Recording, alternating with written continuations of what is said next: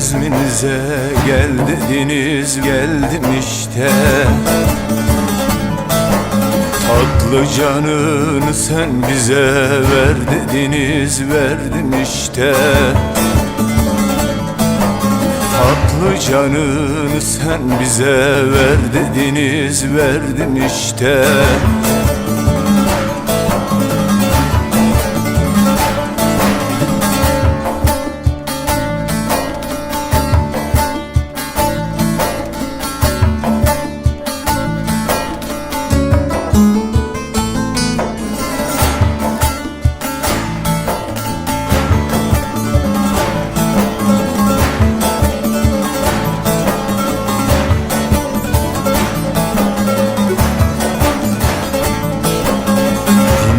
Öten bülbülleri, kokla lale sümbülleri.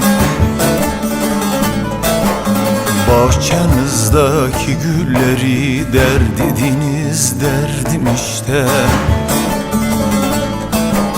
Bahçenizdeki gülleri der dediniz, derdim işte.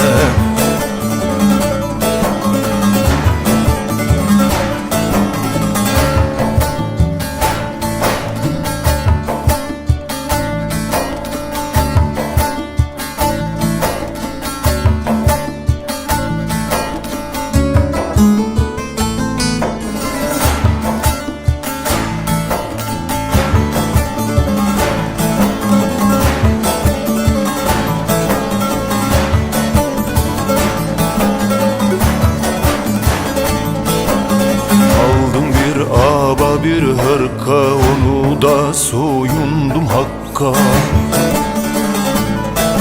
Sen vücudunu çarmıha ger dediniz, gerdim işte.